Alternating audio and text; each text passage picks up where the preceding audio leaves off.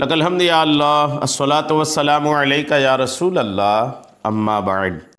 सिलसिला है नाज़रीन की तरफ से पूछे गए सवालों के जवाब पेश करने का।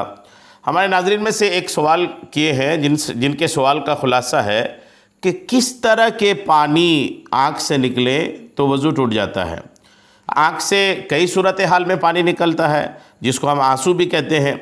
रोने से भी निकलता है, कभी खुशी के भी आंसू होते हैं, कभी प्याज काटने के आंसू होते हैं, कभी तकलीफ़ के आंसू होते हैं, कभी आशूबे चश्म हो जाए, बीमारी हो जाए आँख में, उससे भी पानी निकलता है।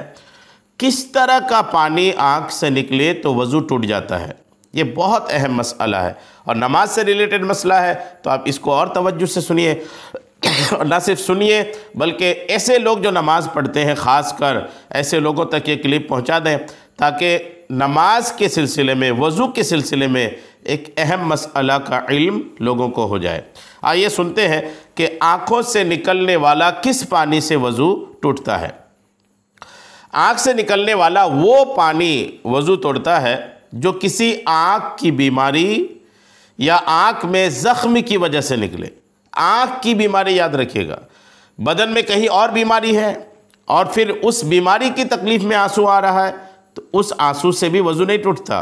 बीमारी भी आँख में हो या आँख में ज़ख्म हो, उसकी वजह से अगर पानी निकलता है तो वो वज़ू तोड़ देता है। जबकि प्याज काटते वक्त आँखों से निकलने वाला पानी चूँकि किसी बीमारी या ज़ख्मी की वजह से नहीं निकलता, लिहाजा इस पानी के निकलने से वज़ू नहीं टूटेगा। तफसीलात है इसमें, आइए मैं तमाम तफसीलात आपको अर्ज़ करता हूँ, पूरी डिटेल है इस मामले में। जैसा कि फ़ुक़हा किराम की तसरीहात के मुताबिक जो पानी बग़ैर किसी बीमारी के जिस्म से निकले तो वो पानी पाक है। मसलन ज़ुकाम, खुशी या गमी के मौका पर आँखों से निकलने वाले आंसू तो ये पाक हैं और इनके निकलने से वज़ू भी नहीं टूटेगा। बीमारी के सबब बहने वाली रुतूबत यानी तरी नाक़िज़ वज़ू होती है, यानी वज़ू तोड़ती है। जैसा कि फ़ुक़हा ने फरमाया कि जो भी पानी बीमारी की वजह से बदन के हिस्से से खारिज हो, मसलन कान, पिस्तान, नाफ वगैरह, तो असह कौल के मुताबिक वो वज़ू को तोड़ने वाला है, इसलिए कि वो पानी ज़ख्म का पानी है। और सैयदी आला हज़रत अलैहिर्रहमा फ़तवा रज़विया शरीफ में इरशाद फरमाते हैं, हमारे उलमा ने फरमाया जो साइल यानी बहने वाली चीज़ बदन से बवजह इल्लत खारिज हो नाक़िज़ वज़ू है। मसलन आँखें दुखती हैं या जिसे ढलके का अर्ज़ा हो या आँख का नाफ वगैरह में दाना या नासूर या कोई मर्ज़ हो, इन वजूह से जो आंसू पानी से बहे वज़ू का नाक़िज़ होगा, यानी वज़ू को तोड़ देगा। फ़तवा रज़विया जिल्द 1 सफ़ा 349। अगर पानी बग़ैर किसी बीमारी, दर्द वगैरह के निकले तो वो पाक है और नाक़िज़ वज़ू भी नहीं, यानी वज़ू भी नहीं तोड़ेगा। जैसा कि तुहफ़तुल फ़ुक़हा में है कि जब गैर सबीलैन से खारिज होने वाली चीज़ पाक हो, मसलन आंसू, थूक, रेत, पसीना, दूध वगैरह, तो बिल इजमा इन चीज़ों से वज़ू नहीं टूटेगा। और अगर नापाक हो तो वज़ू टूट जाएगा, यानी निकलने वाला पानी अगर नापाक है तो उससे वज़ू टूट जाएगा। तुहफ़तुल फ़ुक़हा किताबुत तहारत बाबुल हज जिल्द 1 सफ़ा 18।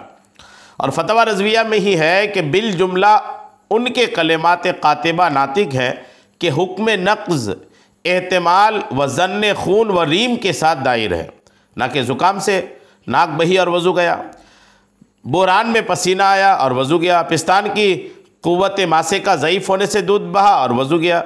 हरगिज़ ना इसका कोई कायल ना क़वाइद मज़हब इस पर माइल। फ़तवा रज़विया जिल्द 1 सफ़ा 364। और सैयदी आला हज़रत अलैहिर्रहमा एक दूसरे मकाम पर इरशाद फरमाते हैं, ये कमज़ोर बंदा गुमान करता है कि जिस चीज़ का बतौर आदत निकलना नाक़िज़ वज़ू ना हो, वो ज़्यादा निकले तो भी वज़ू नहीं तोड़ेगी, अगरचे ज़्यादा निकलने को मर्ज़ यानी बीमारी शुमार किया जाए। क्या तुम नहीं देखते कि पसीना वज़ू नहीं तोड़ता, मगर जब पसीना बहुत ज़्यादा आए जैसे शिद्दत, बुखार या दूसरे मर्ज़ में, तो भी वज़ू नहीं टूटेगा। यूँ ही आंसू, दूध और थूक का हुक्म है। इसके हाशिया में मुफ्ती आज़म हिंद अल्लामा मुस्तफ़ा रज़ा ख़ान अलैहिर्रहमा फरमाते हैं, मुसन्निफ़ की तहक़ीक़ कि जो चीज़ आदतन बदन से बहा करती हो और उससे वज़ू ना जाता हो, जैसे आंसू, पसीना, दूध, बलगम, नाक की रेजिश, वो अगरचे कितनी ही कसरत से निकले, नाक़िज़े वज़ू नहीं, अगरचे उसकी कसरत के बजाय ख़ुद एक मर्ज़ गिनी जाती हो। फतवा रज़विया जिल्द 1 सफ़ा 367। तो बहरहाल आँख की बीमारी या आँख में ज़ख़म या आँख की किसी तकलीफ़ की वजह से अगर पानी आए आँख से तो ही वज़ू टूटेगा। अगर किसी परेशानी के बिना यूं ही पानी आए आँख से तो इससे वज़ू नहीं टूटता है। और तफसीलात भी मेरे कई क्लिप में इस सिलसिले में मौजूद हैं। उम्मीद है बात आपको समझ में आ गई होगी। अल्लाह करीम हम सबको शरीअत के तमाम मसाइल सीखने, समझने और उस पर अमल की तौफ़ीक़ अता फ़रमाए। आमीन बिजाहि नबील अमीन सल्लल्लाहु तआला अलैहि वसल्लम।